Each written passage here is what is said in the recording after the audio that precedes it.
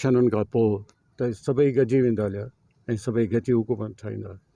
इमरान ख़ान सभु गॾिजी हुकूमत ठाहींदा। अच्छा, मटियारी ज़िले जी जेका सियासी सूरत हाल आहे सर, त पीपल्स पार्टी ज़िले जो सदर इस्तीफ़ा ॾिनी आहे, मुख़्तलिफ़ शयूं हलनि पियूं। जामोद साहब फ़िलहाल को ऐलान कोन कयो आहे, त जेके पीपल्स पार्टी जे अंदरि जेके इख़्तिलाफ़ात आहिनि जेके ज़ाहिरी नज़र अचनि पिया। मूंखे ख़बर कोन्हे त साईं शाह साहिब इस्तीफ़ा ॾिनी आहे। शाह साहिब ऐलान कयो। उन खां पाण पुछंदुसि त छो ऐं ॾुखे वक़्त में त पार्टीअ जो साथ ॾियणु खपे।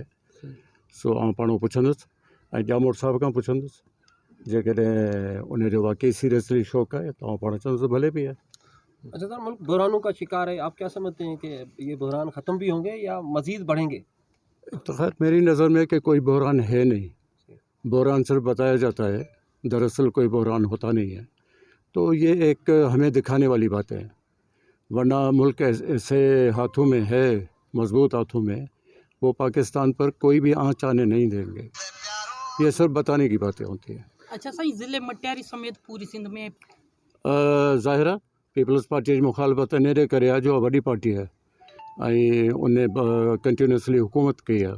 सो माण्हू भाइन पिया त असांजो हक़ पियो मारिजे, असीं हुकूमत कयूं सो उहे मुखालफ़त कंदा। जवाब में हिकिड़ो सवाल थो ठहे, ज़ाती तरह सां चाहे तो मुल्तवी न थिए, छो जो इलेक्शन थियणी त हुई आहे, पोइ अॼु न थिए सुभाणे थिए, पर इलेक्शन त थींदी, त इन करे हीअ छो मुल्तवी कजे। हाणे जेकॾहिं पीपल्स पार्टी जी हुकूमत आई त साईं मखदूम हाउस खे हिसो मिलंदो?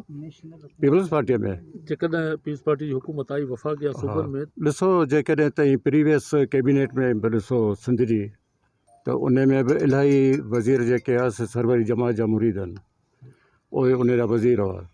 हींअर बि जेके सिंध में टिकेटूं मिलियूं आहिनि ऐं वधि पीपल्स पार्टीअ में वधि में वधि टिकेटूं उन्हनि खे मिलियूं आहिनि जेके सरवरी जमात जा मुरीद आहिनि, सरवरी जमात जे राज्यनि जा हिसो आहिनि।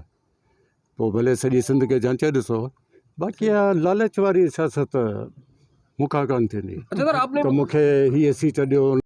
जो है पहले भी एक मुतालबा किया था कि मुझे जो है वजारत आला की सीट दी जाए, तो आप क्या समझते हैं कि नई हुकूमत जो बनेगी तो क्या सिंध में आप वजारत आला के हवाले से उम्मीदवार होंगे? मैंने मुतालबा नहीं किया, लेकिन ज़िले मटियारी को ये हक़ मिलना चाहिए, चाहे आज नहीं तो कल नहीं तो परसों मिलना चाहिए। सर वडेरो महमद खान तो बेहतर जवाब ॾींदो वडेरो रोशन जूणे जो, उन भाउ आहे ऐं उन खां पुछणु खपे। बाक़ी हिकिड़ा हूंदा आहिनि ढंढ जा पखी, उहे कॾहिं हिकिड़े किनारे ते वेठा हूंदा आहिनि, कॾहिं ॿिए किनारे ते।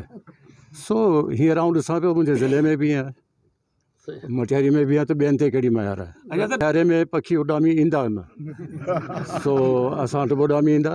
तवक़ो रखो था अहिड़नि पखियुनि मां, कहिड़ी तव्हां तवक़ो रखो था? अहिड़नि पखियुनि जो हमेशह शिकार कबो आहे, इहो ढंढ जो शिकार थींदो आहे ऐं सांगड़ में इलाही थींदो आहे। अली शाह जामोद कहते हैं कि मखदूम साहब ने काम नहीं किया, इस वजह से मैं जो है इस्तीफा दे रहा हूँ, जबकि पीपल्स पार्टी से मुझे कोई भी यानी नाराजगी नहीं है। आप क्या कहेंगे इस हवाले से? हमें भी शाह साहब से कोई नाराज़गी नहीं है, बल्कि वो तो सदर हैं, वो बैठ के खिदमत करें और वो हमारी आवाज़ भी ऊपर पहुँचाएँ पार्टी में। जो काम उनकी नज़र में नहीं हुए हैं तो वो आएँ हमारे साथ मिलकर काम करें।